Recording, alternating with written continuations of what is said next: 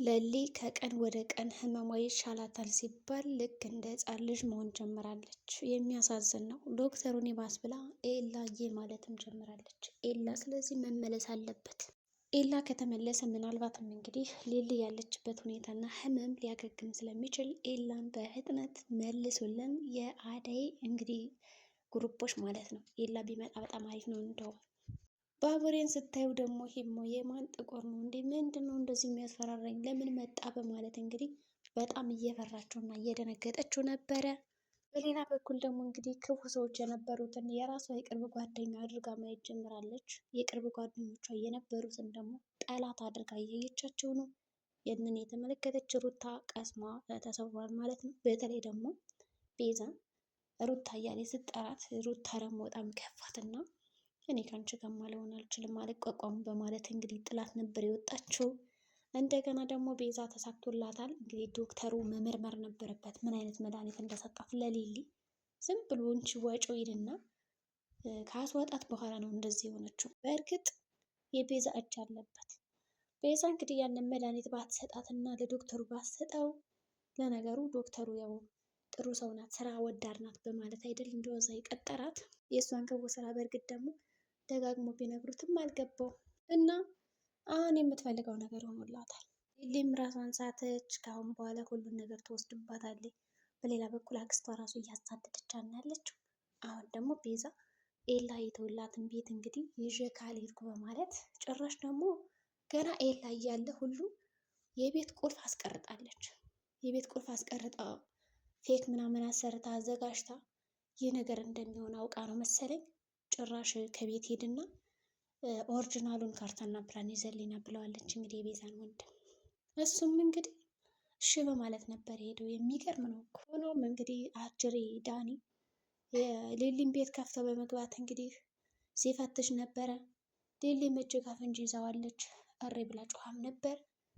ግን ደግሞ ዳኒ የሚያመልጥ ይመስላል። ምናልባትም የወሷ ስለማታስታውሳው ላይ ህፃን ልጅ ስለሆነች ያው ጥሏት ነው የሚሄደው። ወይ ደግሞ ዴብ ቢከተላት በጣም አሪፍ ነበር። ዴብ ደግሞ እንዳይከተላት ችግሩ ምንድን ነው አላውቅም ብላ በር ዘግታበታለች። እንደውም ማን ነበር ስምህ በቃ ስትለው ዴብ። ዴብ ደግሞ እንግዲህ አደይ ስልኳ ስለዘጋባትና ስለጠፋች ሌሊ ደውላለች ከሆነ ብዬን የመጣሁት ብሎ በተስፋ ነበር የመጣው ወደ ሌሊ። ግን ሌሊ አሁን ላይ እንኳን ስለ ጓደኞቿ ልታስታውስ ቀርቶ ምን የምታስታውሰው ነገር የለም። ራሷ ማን እንደሆነች ራሱ እንደው ስሟን ራሷ ለመርሳቱ በጣም የሚያሳዝን ነገር ነው። እና የሌሊ እንግዲህ ህመም ይጋለጥልን። ያቺ ቤዛ ውዷ ይጋለጥ። ቤዛን ዶክተሩ ማባረር አለበት ከሆስፒታል። ከዛ በተጨማሪ ደግሞ ካሜራ ምናምን ቢያስቀምጥ ዶክተሩ ከሆስፒታል ውስጥ አሪፍ ነበረ። ምክንያቱም ካሜራ ካስቀመጠ ቤዛ ምን እንደምታደርግ እያንዳንዱ ነገር ምን እንደምትሰራ ማወቅ ነበረበት። እና እንግዲህ ባቡሬም እያስጨነቀው ነው ዶክተር ሊሊስ እያለ 30 ጊዜ ሲንከራተትበት እንግዲህ ዶክተር ምን መልሰው አትሁት አለ። ባቡሬ ተረጋጋ፣ አሁን እኮ ነበረች እዚህና የት እንደሄደች አላገኘኋትም አላወቅኩም በማለት ሲመልስለት እየቀለድክብኝ ነው በማለት ነበር ያሾፈበት። ዶክተር እኔ ምንም የምቀልደው ነገር የለም ስለዚህ ተረጋጋ በማለት ያው ጉዳዩ ዝማት ብሎታል። ጨንቆታል። እንግዲህ ሁለቴ ነው እንግዲህ የመጣበት።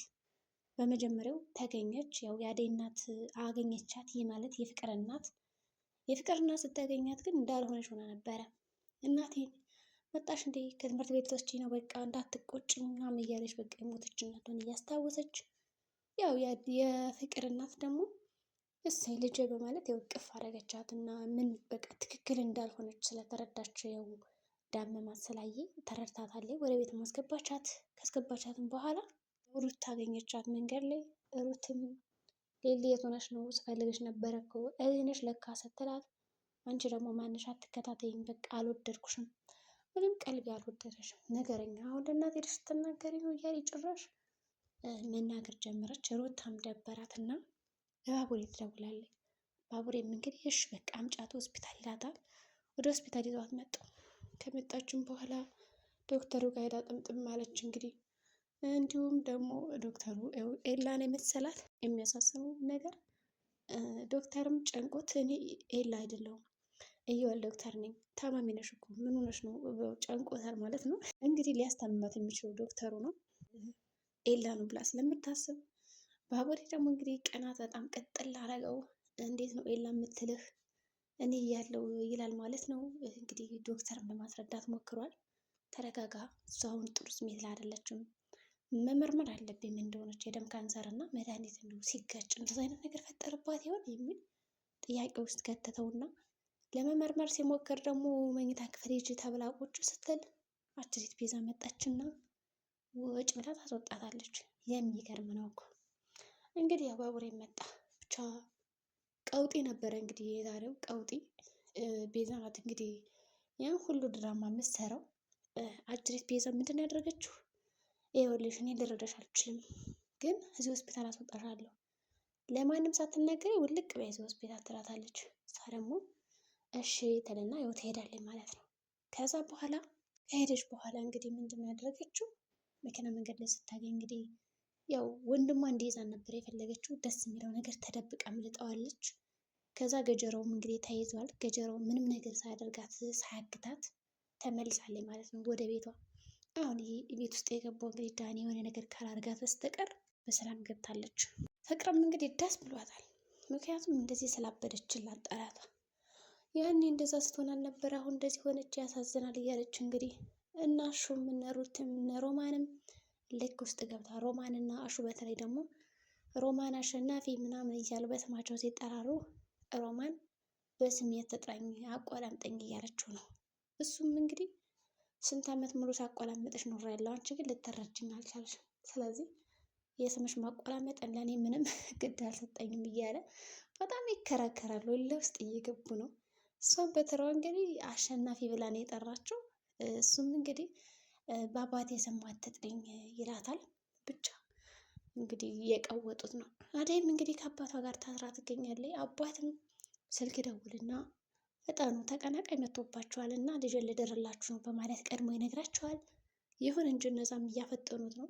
ብርሃንና እናቷም ደግሞ እንደው የሰውዬ ድሮም አላማረኝም ነበረ ነይ ነይ ሲላት የሆነ ነገር እንዳደርጋትና ሊያደርጋት እንደነበረ ገምቻለሁ፣ ግን በዚህ ፍጥነት ይሆናል ብዬ አልጠበቅኩም ነበረ።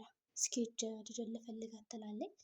ያው እናትም እነ አጎቷ እንደወሰዳት ይኸው እንግዲህ አጎቷ ከአባቷ የተሻለ ይመስላል። እንግዲህ የአደይ ትንሽ የሚወዳት ይመስላል፣ ግን ደግሞ ከወንድሙ ቃል ያው ሸሸት ማለት አይችልም። እንግዲህ ያለልኝም በቃ ከተናገረ በኋላ ጠፍቷል።